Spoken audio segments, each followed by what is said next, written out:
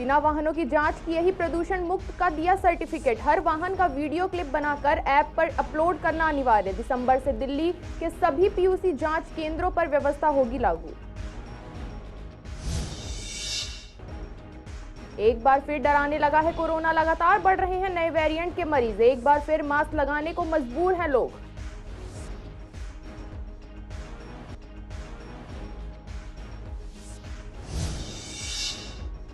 कृष्णनगर में भगवान की मूर्तियों की साफ सफाई का नहीं रखा जाता है ध्यान। चबूतरों का निर्माण सालों पहले कराया था मार्केट के ही लोगों ने। अब फिर से मार्केट के ही लोग मिलकर कर रहे हैं सौंदर्यकरण।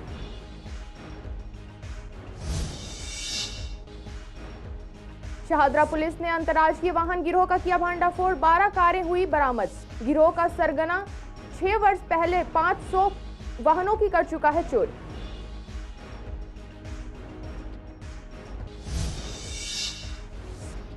मौजपुर मार्केट में हटाया गया अतिक्रमण। एक दुकानदार घबराकर हुआ बेहोश। स्थानीय लोगों की शिकायतों पर निगम ने की कार्यवाही।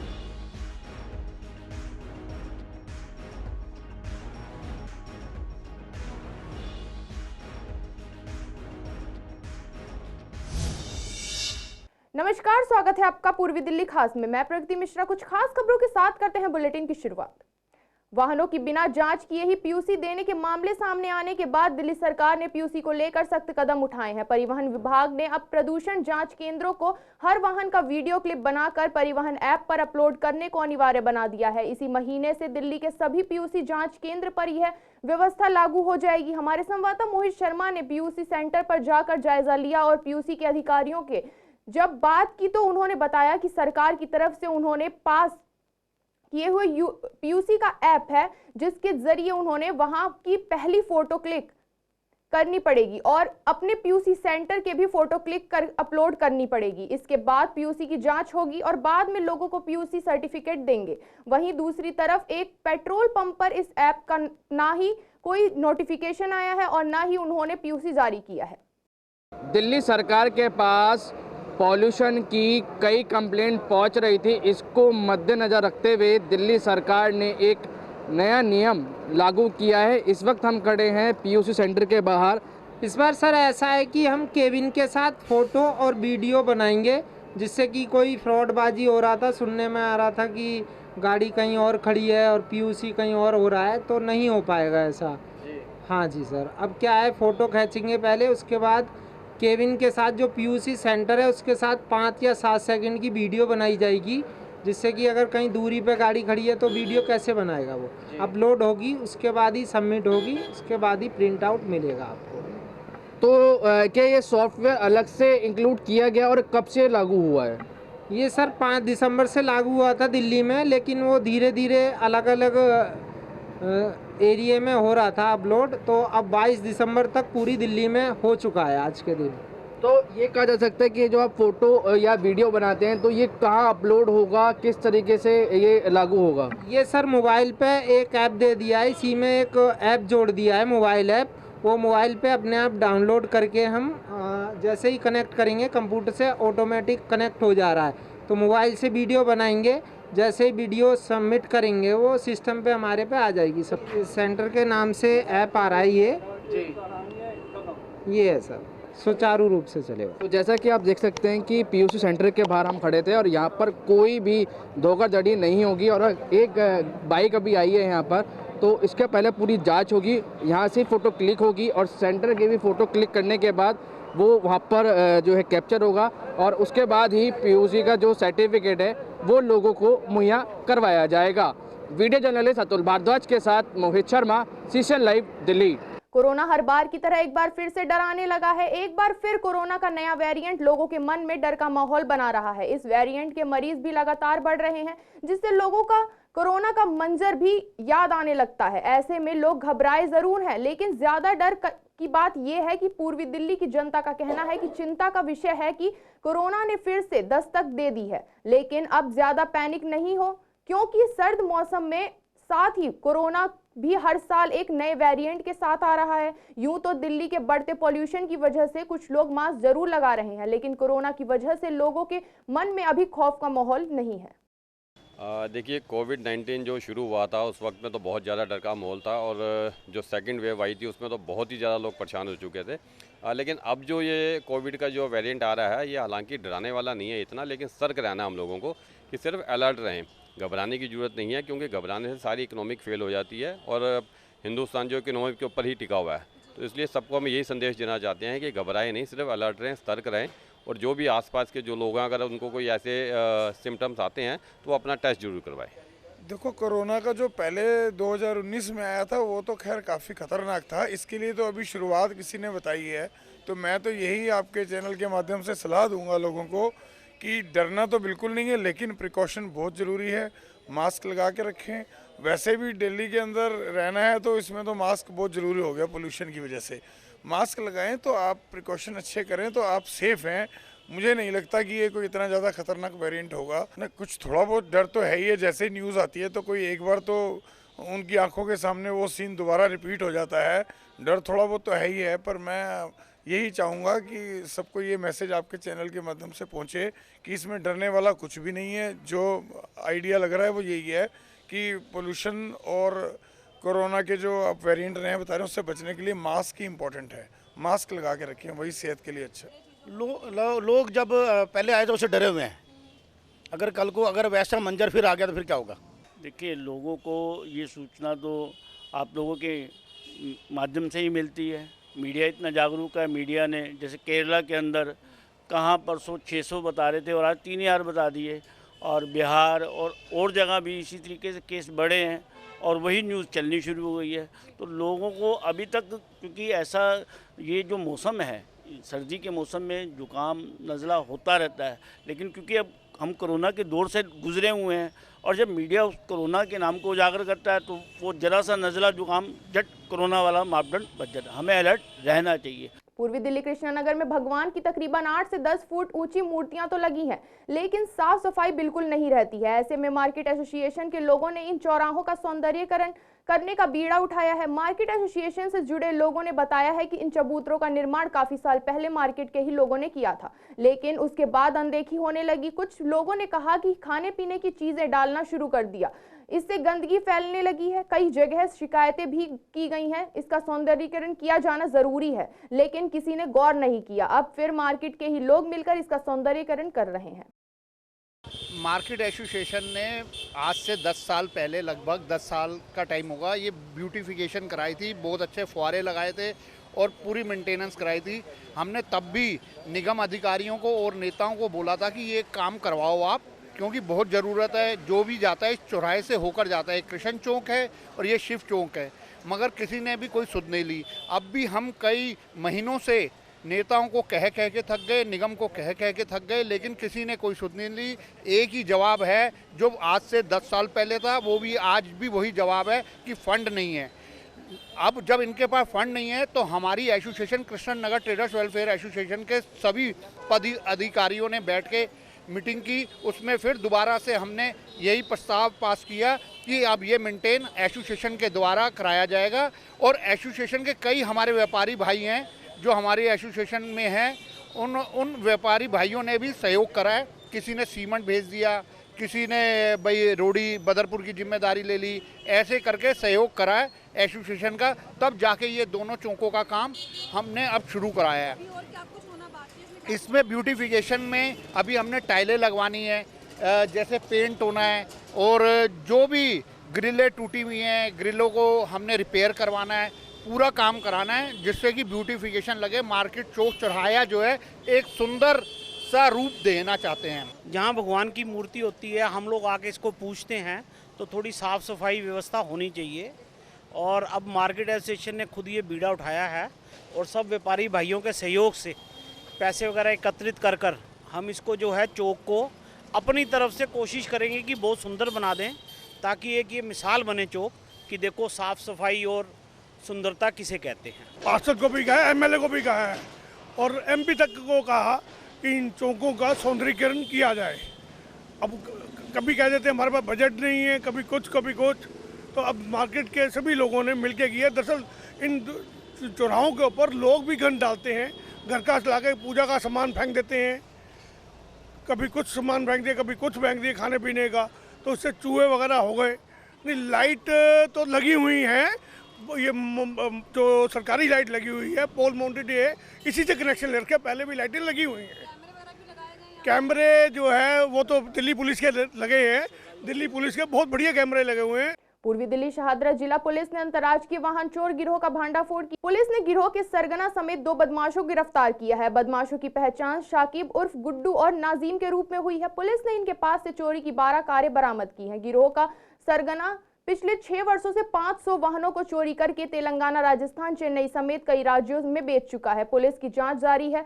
जिला पुलिस उपायुक्त रोहित मीना ने बताया कि सूचना मिली थी कि वसीम शाकिब गिरोह की एक बदमाश नाजिम चोरी के वाहन से सीमापुरी आने वाला है। पुलिस ने जाल बिछाया और एक संदिग्ध स्विफ्ट कार से वहां पहुंचा। संदिग्ध पुलिस की टीम को देखते ही कार से भागने लगा। पुलिस ने उसे पकड़ लिया। जांच में कार चोरी की मिली। पुलिस को पूछताछ में आरोपित ने बताया कि वह शाकिब के निर्देश पर चोरी के वाहन को हैदराबाद, तेलंगाना समेत कई राज्यों में वसीम को पहुंचाता था। पुलिस को सूचना मिली कि शाकिब हरियाणा की एक जेल में न्यायिक हिरासत में बंद है। पुलिस ने वाहन चोरी के मामले में शाकिब को भी गिरफ्तार कर लिया।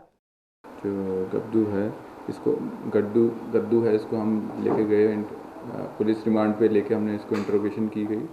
तब हमें पता चला कि इसने कई सारे काफ़ी बड़े लेवल पे इसने जो गाड़ी सप्लाई का काम किया है और ये खुद ऑन डिमांड गाड़ी चोरी करवाते हैं और फिर अलग अलग जगह उनको डिस्पोज ऑफ करते हैं।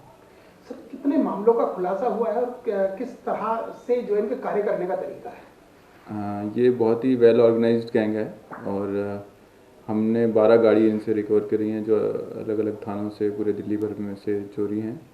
और इन्होंने जो अपने इंट्रोगेशन बताया कि ये इनके गैंग के कई अलग अलग जगह पार्ट्स हैं और ये पिछले 5-6 साल में 500 से भी ज़्यादा गाड़ी चोरी कर चुके हैं। और ये पूरे ऑल ओवर इंडिया इनका नेटवर्क ये पूरा नेटवर्क फैला हुआ है। ख़ास तौर से इसमें ख़ास बात यह है कि ये जो गाड़ी जो इंश्योरेंस में जो डिस्पोज ऑफ होती हैं, गाड़ी फॉर्च्यूनर की एक्सीडेंट हुई और उसको डिस्पोज ऑफ हुई तो उसी गाड़ी को चोरी करवा के और उस पर उसका नंबर लगा के उसको मार्केट में सप्लाई करते हैं। नगर निगम के शहादरा उत्तरी जोन की टीम ने बुधवार को मौजपुर मार्केट में अतिक्रमण हटाया। एक दुकान का छज्जा तोड़ दिया, टीन शेड और बोर्ड हटाए गए। इस दौरान टीम को विरोध झेलना पड़ा। एक दुकानदार घबराकर बेहोश होकर गिर गया। इसके बाद निगम ने कार्यवाही कर विराम लगा दिया। मौजपुर चौक से सब्जी मंडी तक करीब 1 किलोमीटर क्षेत्र में निगम की टीम ने बुलडोजर चलाया। स्थानीय लोगों की शिकायतों को आधार बनाकर निगम ने कार्यवाही को अंजाम दिया। कई दुकानों के बड़े बोर्ड लगे हुए थे, उन्हें तोड़ दिया गया। इस दौरान दिव्यांग दुकानदार रशीद की तबीयत बिगड़ गई और वह बेहोश होकर गिर गए। फिर कुछ दुकानदारों ने कार्यवाही का विरोध कर दिया। इसके बाद टीम वापस लौट गई। मौजपुर वेलफेयर एसोसिएशन के महासचिव आशुतोष का कहना है कि हमारी मार्केट में बिना नोटिस या चेतावनी के कार्यवाही की गई, यह गलत है। ऐतिहासिक लाइब्रेरी में शुमार हरदयाल पब्लिक लाइब्रेरी में काम करने वाले लगभग 90 कर्मचारियों को पिछले 33 महीने से सैलरी नहीं मिली। इसके अलावा लाइब्रेरी में पिछले 4 महीने से अंधेरा पसरा हुआ है। बिजली कंपनी का लाइब्रेरी पर 5 लाख रुपए से अधिक का बिल पेंडिंग है। बिल नहीं भरने पर 4 महीने पहले ही लाइब्रेरी की बिजली काट दी गई थी। इस वजह से अलग अलग एग्जाम की तैयारी के लिए लाइब्रेरी आने वाले स्टूडेंट्स को काफी दिक्कतों का सामना करना पड़ रहा है। ज्यादातर स्टूडेंट्स ने या तो लाइब्रेरी आना छोड़ दिया या फिर वो दूसरी लाइब्रेरी में चले गए।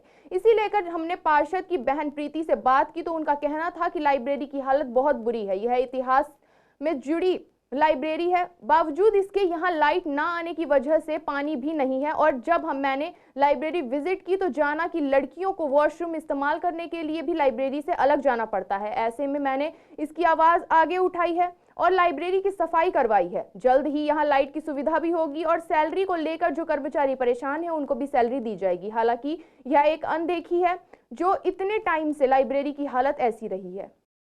और 160 साल पुरानी लाइब्रेरी है वो हरदयाल लाइब्रेरी और अंग्रेज़ों के टाइम से है। मुझे तो बहुत अच्छा लगा जब मैं वहाँ गई कि उसमें गैजेट तक पड़े हुए हैं, इतने पुराने इतिहास की इतनी चीज़ें पड़ी हुई हैं।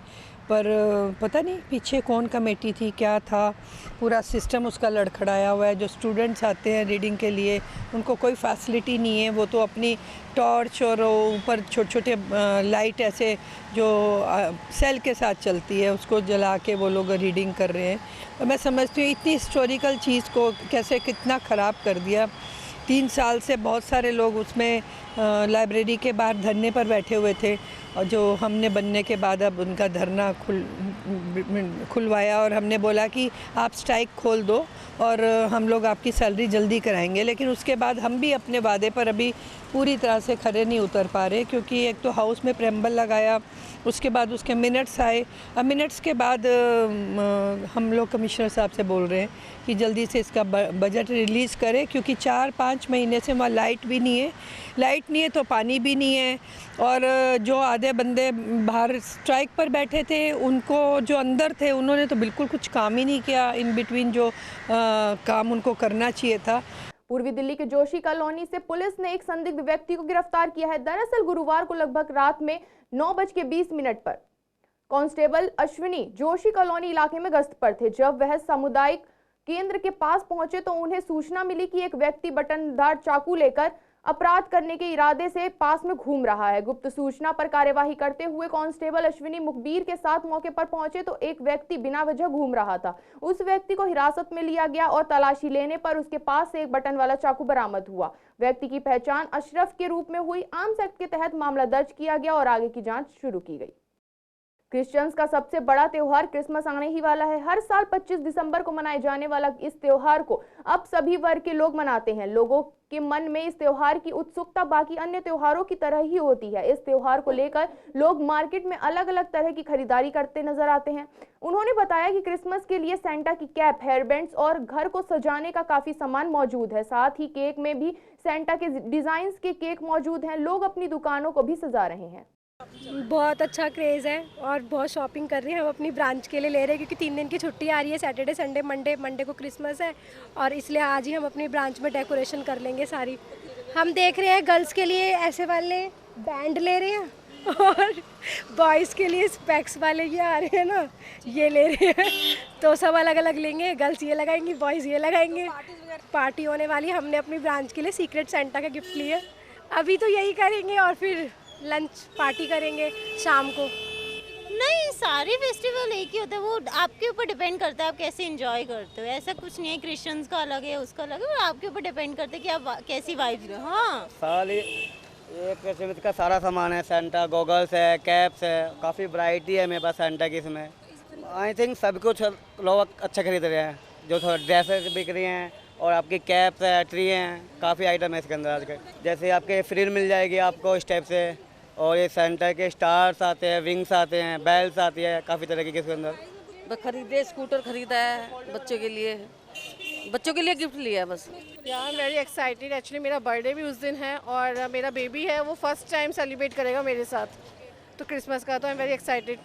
अभी तो मैंने उसके लिए ड्रेस कॉस्ट्यूम ले चुकी हूँ एंड देन अभी अब टॉयज़ ले चुकी हूँ मैं उसके, और देख सकते हो ये सब उसके लिए टॉयज़ लिया हुआ है। अब क्रिसमस ट्री एंड ऑल बाकी डेकोरेशन का सामान। प्राइसेस एवरेज ही है, जैसे अकॉर्डिंग, जैसे हर साल इतने ही होते हैं, कुछ मुझे लगा नहीं अभी तक। आजकल सभी बनाते हैं। वो बच्चों को तो बहुत ज़्यादा एक्साइटेड होता है क्योंकि उसको लगता है कि डेकोरेशन, गिफ्ट्स, तो बच्चे बहुत ज़्यादा एक्साइटेड होते हैं उसके लिए और हम भी एक्साइटेड होते हैं उनके बच्चों को देख के।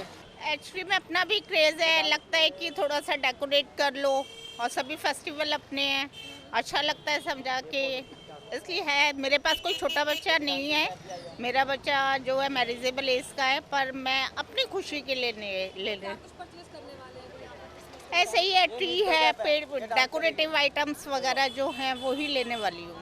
पूर्वी दिल्ली कड़कड़दुमा के वकील शिवम चौधरी ने बताया कि लगातार वकीलों पर अत्याचार हो रहे हैं, जैसे कि कड़कड़दुमा कोर्ट या फिर हापुड़ में वकीलों के खिलाफ गलत मुकदमे या फिर पुलिस की लाठीचार्ज हो। इसे लेकर हम जंतर मंतर पर प्रोटेस्ट करेंगे, जिसमें हमारी मांग होगी कि एडवोकेट प्रोटेक्शन एक्ट लागू किया जाए। उन्होंने यह भी बताया कि अगर हमारी मांगें पूरी नहीं होती हैं तो हम विशाल विरोध प्रदर्शन करेंगे। हमारे साथ समर्थन देने के लिए सभी डिस्ट्रिक्ट कोर्ट हैं और दूसरे राज्य भी हैं।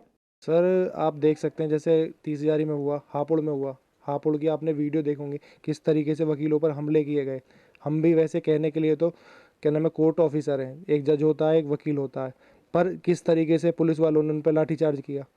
इस सारी चीज़ों को देखते हुए क्लाइंट से फ़ीस ले लें, डॉक्टर अपना ऑपरेशन के लिए किसी भी चीज़ के लिए फ़ीस वगैरह लेते हैं वो, तो उसमें कुछ भी हो सकता है। पर यहाँ वकीलों पर इतने क्लाइंट वगैरह हो गए, ये सारे लोग हमला वगैरह करते हैं। उन सारी चीज़ों को हम ये चाहते हैं एडवोकेट प्रोटेक्शन एक्ट पास हो, और अगर ऐसा कोई वकील पर कोई हमला होता है तो ये नॉन बेलेबल ऑफेंस होगा।